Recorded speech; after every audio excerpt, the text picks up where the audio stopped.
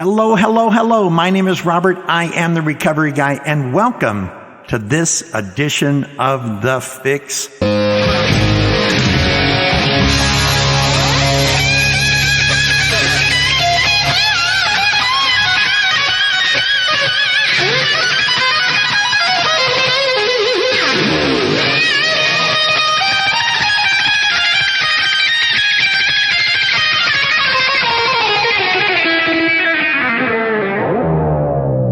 It is my joy and privilege and recovery honor to be with you today and to enjoy these moments that we have together. I hope things are going well for you in your life as you trudge this road to happy destiny. And as it says, we are sure that you'll meet many of us, right? As we trudge along together, we meet along the way. And in this day and age of social media and the ability to reach out and contact and actually become friends with people that you've never physically met really gives us a great opportunity. There is some disadvantage there. And if you wonder what that is, I actually did a podcast on social media recovery and some of the advantages and disadvantages that can occur from it. So go ahead and check that out. If you're new or relatively new to the podcast, welcome to who we are and what we do. We are downloading fresh podcast every Tuesday for the fix and on Friday for the checkup. We are a team of Jonathan and JJ and my daughter Jane. Jane does so much in social media. JJ is our engineer who makes sure that all the podcasts get uploaded properly and timely, as well as our content and description there. And then Jonathan is our webmaster who keeps everything running and continues to open doors. So we appreciate the teamwork that what this recovery movement is all about. And then we have you, the listener, and those who comment and support. We're so grateful for that. Again, go to patreon.com/recovery guy to see how much more you can do beyond what you've already done. And if you're not doing anything at all, consider that, because we want to invest more in helping more people to free up my time so I can visit more jails and prisons and other institutions, as well as doing more in terms of video and all the other things that we want to do regarding this Recovery Guy podcast, recoveryguy.org, and this Recovery Guy movement. There will be a link for you at the end of this podcast.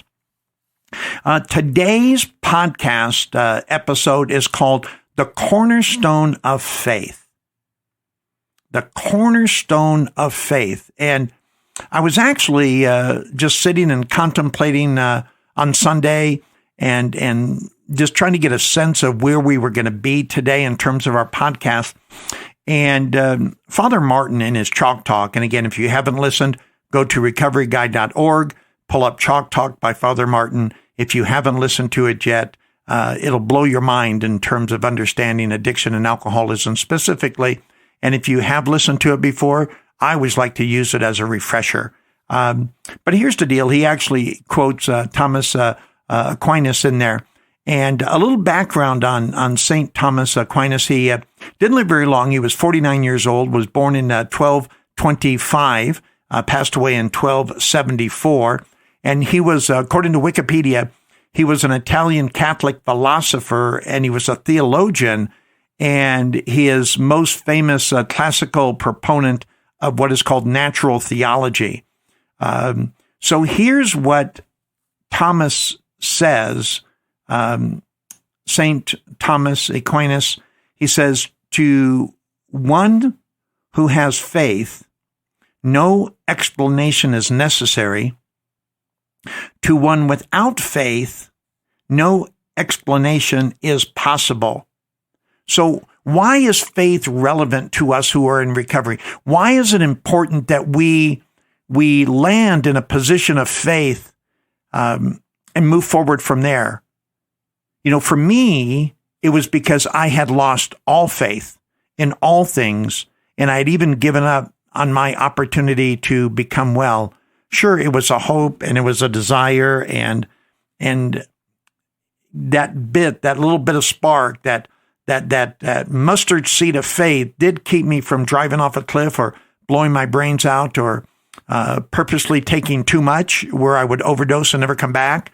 I did overdose on a number of occasions, but I was fortunate. I was able to come out of that alcoholic or drug-induced coma and be before you today. But we need faith. We need faith in terms of our approach to living. Every 12-step program and every other secular or religious-based program, I've said it before, I'll say it again, requires us to have a belief in something other than ourself. If your belief is in yourself, you may disagree, and that's fine. I think your belief is limited. If your belief is limited, if your belief is in yourself, then your belief is limited, because we can't do all things without a higher power. It's impossible. I can say that I got here. I was pulled up my own bootstraps, so on and so forth. And I'm not saying you can't have a certain amount of success. I think when it comes down to it, though, even if you wanted to debate and go back and forth and wrestle with the concept, every one of us does have a faith in something other than our own strength. We have to. We have to be able to pull back and realize, I can't do this on my own. Maybe our faith is our group, right? Maybe our faith is our church or the 12-step, the rooms of 12-step recovery, or it's in a significant other, or we find strength in our children. Because Einstein said that we can't use the same thinking that got us into our situation to get us out of our situation. And so I can't come in here losing everything that I had, including any sense of hope or faith in anything I could do, and then rely on that hope. Again, I need to find a power greater than myself. So again, Thomas Aquinas says, to one who has faith, no explanation is necessary. To one without faith, no explanation is possible. The Bible says that faith is the substance of things hoped for and the evidence of things unseen. Here's what the NAMI, the National Alliance on Mental Illness, says when it comes to faith and spirituality. And this is a quote from their website. If you want to check it out more, go ahead and do that. But they say, as we learn more and more about the connections between the mind and body, it becomes clear that spirituality, religion, and faith can help some individuals live well with mental health conditions. Some individuals and families turn to faith in times of crisis to help in their recovery, while others find that spiritual practices help them to continue to manage their mental health. So I love this definition because it's very secular, and me as a sometimes religious, always spiritual person, I like what the world says, who has a very open-mindedness towards any type of faith or religion, whether it's Baha'i or Buddhism or Judaism or any one of the Arabic religions, Muslim, any one of the monotheistic religions of the world. It speaks to all of us because, again, their desire is not that I believe in a particular thing, but that I believe and have faith in something that will help stem the tide and the challenge that comes with mental illness. I had an opportunity, as a former treatment counselor. Many of you know my degree is in alcohol and drug studies, and I've trained and I've worked in so many different treatment modalities. My first job internship was at the Casa de San Bernardino in San Bernardino, California, and there was first-time nonviolent drug offenders who would get lower court counseling, and so they would come to that organization, and I was privileged to have been there, and between medical models and social models, and I worked for River Community, which is a dual diagnosis organization that would assist people who had two things. Number one, they had a clinical psychiatric diagnosis, manic depressive, bipolar, OCD, and they also had a substance abuse issue. So like every other week, the psychiatrist hired by our community would come up and do an assessment and reevaluate meds and so on with our population. And we would hope to get them stabilized on their meds. And then we would operate treatment classes and instruction in hopes that while they had some balance, they would attain and retain some of the material we were trying to help them understand. So it was really an opportunity to guide our participants, once again, in a recovery mindset, that, again, as their meds would stabilize them, we could become effective. So comparing who I met at River Community with who I have met over the years in the rooms of recovery, I would actually say that a high percentage of people have an undiagnosed mental health condition. Again, I was diagnosed by in Nevada through mental health that I had obsessive compulsive disorder, and the prognosis was that I would never get better, right? And so when I come into the rooms, and maybe you see this as well, as you see the alcohol and the drugs leave a person, then at that point you can get a much better psychiatric or mental snapshot of the person. So many of us are so twisted and confused when we first come in that all we can do is stay clean and sober one day at a time, because comprehending or taking in or sorting or applying some of the information we will need to incorporate in our life to be successful, that's very difficult for many of us in the past. And as Tom Hopkins would say, that repetition is the mother of learning. People say, how did you learn so much about recovery? Well, I've had 12,330 days of one day at a time to practice, drill, and rehearse the information. So it's not that I'm real smart. It's just if I read something or hear something long enough, I eventually will remember it. And if that makes me smart, that's great. What I do know is I'm well, I'm clean, I'm sober. I have recovered from a hopeless state of mind and body. And I hope you are doing that if you have not done that already. So again, the cornerstone of faith. We've looked at the Bible. We've looked at the NAMI, National Alliance on Mental Health. And we looked at Saint Aquinas with his respect to that. Dictionary.com, again, big fan, right? Here's what they say about what a cornerstone is. And I love these definitions because it allows me to see something in a physical way, because faith is something that is impossible to see, right? But a cornerstone, it says that, is the first stone set in the construction of a masonry foundation. All other stones will be set in reference to this stone, thus determining the position of the entire structure. I'm going to read that again, and it talks about foundational belief or faith, where our faith rests. There is one power, that one is God, may you find him now. Half measures availed us nothing, right? See that God could and would if he were sought. No human power could have relieved our alcoholism. Everything revolves around our faith. It has to, according to this definition, that faith has to be our cornerstone. My entire sobriety is built on my faith, because my faith, as it's set in the cornerstone, and everything else I believe or do comes off of that, it will determine everything I am as a person of recovery, right? Now, faith is a confidence or trust in a person or thing.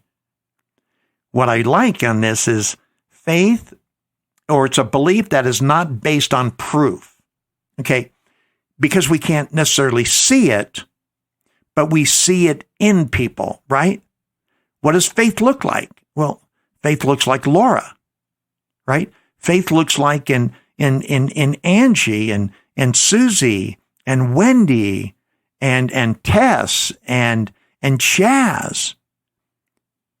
Because I see their faith working in them, and they are representation or evidence of faith. I can see them and see how they've grown and seen what they're doing. The other day, Chaz messaged me and said, "Hey, Robert, I went back and got taken care of some of my educational things, and now I'm in the EMT program."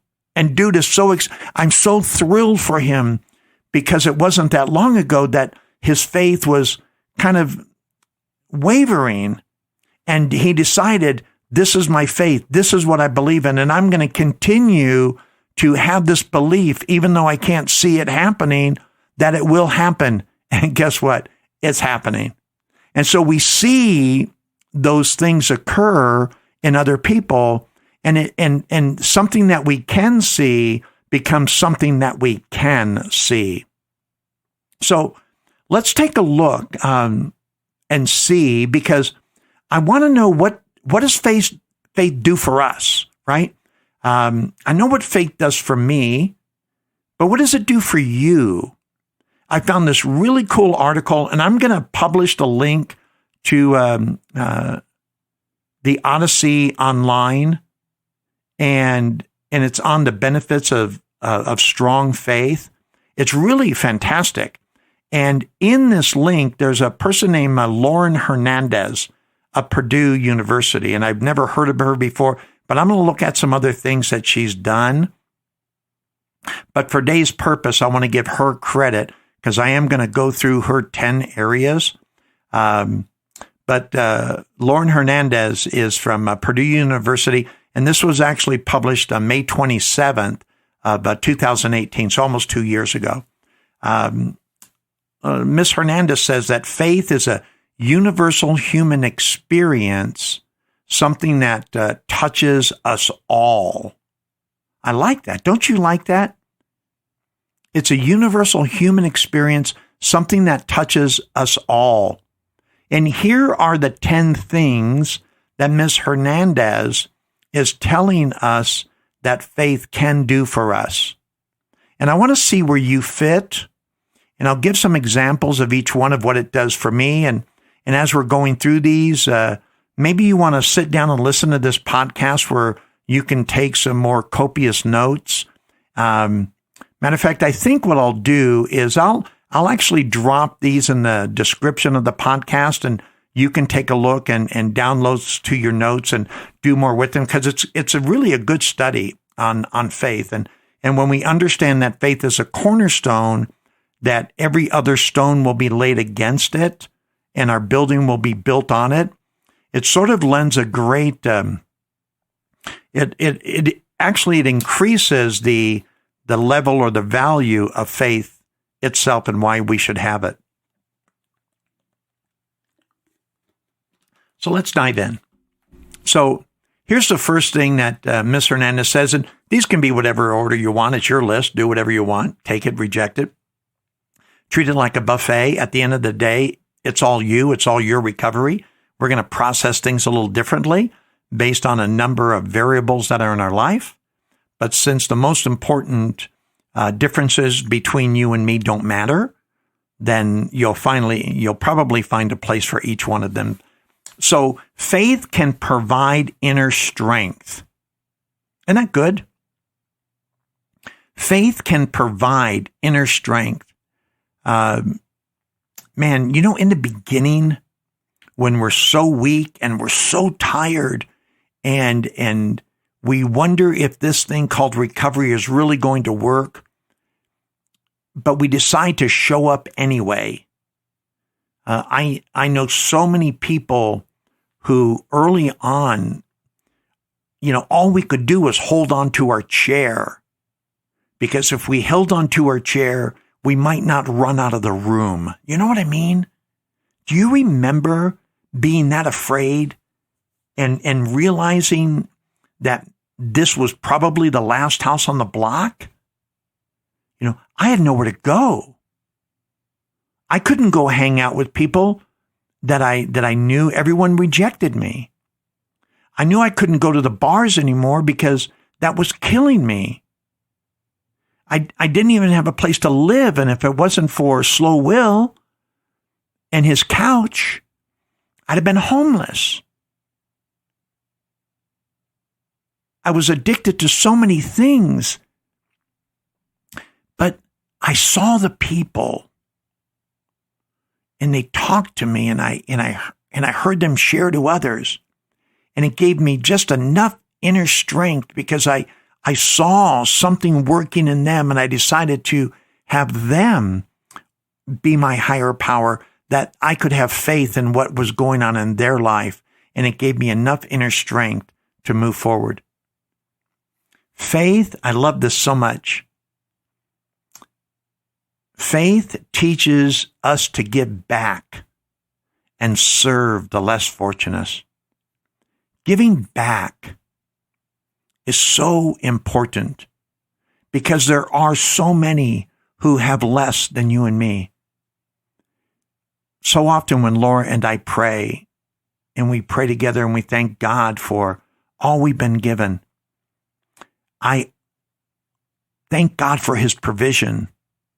And I literally say, God, thank you for this crazy life you've given me. Because I don't understand it. All I know is I have so much. Remember when we had nothing? Remember when you were so alone and so despaired? You didn't think you would ever have anything back again. And yet here we are in this space, in this time, with an abundance inside us and outside of us. And it continues to grow. But just as I know that I get to give. Because it doesn't take me for a minute to see someone less fortunate. And I want to share a lot of stories with you. You know who the people are who are less fortunate. And my faith and our faith teaches us to give back to them.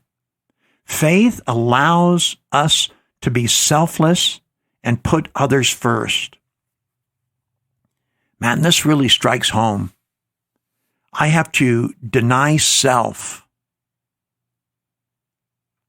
I have to say that I'm nothing to become something. I need to become less so God, my higher power, can become more. I must decrease so he can increase, to quote a biblical passage. I need to be selfless and put others first. Even in my marriage, I spend my time putting Laura first. Thank goodness Laura spends all her time putting me first, and that's one of the reasons after being together over 31 years, it's still magic. Did you ever think of doing that, or do you do that already? Do you put others before you? Because if we want our cup to get filled, and there's nothing like getting a cup filled, then we have to be willing to get our cup empty. You know, I'll share a story with you that every now and then I share, and it impacted my life greatly. This was back in 1986, and this was after my relapse. And I hadn't been back in the rooms very long. And so I was still looking to work through my selfishness, right? Selfishness and self-centeredness. We believe this is the root of all of our problems. And at the end of the late lunch bunch meeting, there at the Turning Point, I looked over at a table, and there was a young man there, and he looked very distraught and just concerned and had his head in his hands. And I went over and I said, "Hey, are you okay?" And he looked at me and with such profound sadness. He was probably 22, 23 years old. Profound sadness. And he said, "I just found out that I have full-blown AIDS and I'm going to die." And then he said, "Would you give me a hug?" And I was afraid. Back in 1986, we didn't know. We knew the prevalency of that AIDS within the homosexual community. I mean, later we would find it affects everyone because my sister-in-law, who was not a lesbian or in that community, she contracted AIDS from her drug-addicted ex-husband, and she died of AIDS. So AIDS affects everyone, and it's devastating, and it's tragic. And we know so much more about it, how to prevent it, how to medicate it, but back then we didn't. At least I didn't back in 86. And yet, here he was asking me to set aside my fears based in ignorance and put him first because all he wanted was a hug. And through my fear, I had faith. Because I knew that if I didn't have the faith to set aside me and put him first, I don't know if I could have ever really forgiven myself. So I hugged him, and he hugged me so hard. And a minute or two later, it seemed longer, but we hugged for a minute or two, and that's a long time to hug someone, especially someone you don't know, especially with someone who just tells you they have full-blown AIDS. We hugged. He said, "Thank you." And he walked out the back door of that Turning Point clubhouse. And I never saw him again. And 3 weeks later, I found that he had become a victim of AIDS and he had died. And I was so grateful that I was able to set aside my selfishness and put him first. It meant something to him. And to this day, almost 34 years later, 33 and a half years later, it still means something to me. Faith allowed me to do that.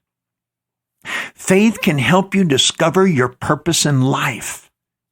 Isn't that great? Faith, because we begin to explore more because we're less afraid in things that we can't see because we have faith in the things that we can't see that bring us life, that bring us power, that bring us energy. And we go and discover and we find out that things work in ways that we never thought, but we always hoped they would. And that increases our faith. Faith helps you overcome stress, anxiety, and fear. This is so big because so much of us have this as a component of who we are, especially in the beginning, because we have stress over so many broken things in our life. We have anxiety that things aren't happening fast enough. And our fear is usually based in the unknown. Fear is false evidence appearing real. We have to have faith in things to help us overcome the stress and the anxiety and the fears of life. Faith can also be the pathway to finding solutions. As I have faith, I have a more clear mind. I can be in a better alignment than I had previously been. And things that were confusing or things further out that I could not see as part of a solution, I can now see on the pathway to faith will even light that way so I can see things ahead of me that will help me add to the person I am or the things that I want to do as that person. Faith gives us a sense of hope, right? I love hope. I love faith. Again, John Maxwell, if there's hope in the future, there's power in the present. And who doesn't want power to add to the substance and the quality of our life? Faith gives us that. Faith is a source of peace and joy. When I have faith, I can relax more and I can appreciate other things even more. It is my faith that is the source or that cornerstone to those things. Faith will help you get through the trials of life. Yes, it will. Faith will help you get through the trials of life. I'll share the story with the day of my father passing again. To make a long story short, the week I was going to spend with my father on vacation, I ended up burying my dad. We had become the friends that I had wanted us to be, but alcohol and addiction got in the way. We had a 2.5-year window after he had gotten sober, and then I subsequently did, and we became friends. The greatest trial of my life, certainly to that time, and top 3 to this day, was the day that he died. And instead of burying or being with my father for the week and enjoying his time, I buried my dad with my siblings and my mom and family and friends. And that week, and I was relatively new to recovery, I was just going on about 2.5 years of recovery. And so I had faith in God, in my higher power. And certainly as a Christian, my faith was deepening. And I went to God in faith, and I said, God, if you get me through this week, I will know I will never need a reason or have a reason to drink or use again. And I'm trusting you to do this for me. That was my faith. That was my prayer of faith. And it was a challenging week, but I learned so much about me and about the power of God and my faith that I was able to get through a deep travel in my life. Trials in my life. And do you have those trials? Have you had to overcome those challenges where your faith, you know it was your faith that saw you through? And finally, faith can make us a better person. Because when I have more inner strength, when I'm giving back and serving the less fortunate, when I'm selfless or selfishness, and I'm putting others first, when I find my purpose in life, when I'm allowing this to work to overcome stress, anxiety, and fear, it's a pathway to finding solutions. It gives me a sense of hope, source of peace and joy, and it helps me get through trials. I will be a better person as a result of this because I'm not relying on me to be the best version of me. I am allowing my faith in a power greater than myself and even the people I see around me. And it is because of you. It is because of God. It is because of this life that I live by faith that I have these things and I am a better person. Again, as St. Aquinas says, to one who has faith, no explanation is necessary. Is that you? Or are you the person that without faith, that no matter what I say, I could never explain it to you? I hope you know where you're at. I hope you continue to discover your faith along this journey. Go and download this list by Miss Hernandez. And again, I'll put in the link. I'll put in even the bullet points so you can see those in advance. And then I hope to join you again I hope you go to patreon.com/recovery guy. I hope you become well. I hope you have an impact on those around you. I hope you are finding everything you wanted to find, and that even though we don't have everything we necessarily want, we certainly have everything that we need, and eventually we will find it's what we wanted all along. Thank you so much for joining us today. Thank you so much for being a part of this movement. My name is Robert, and I am the Recovery Guy. I was trying to do everything I could on my own, and I was dying.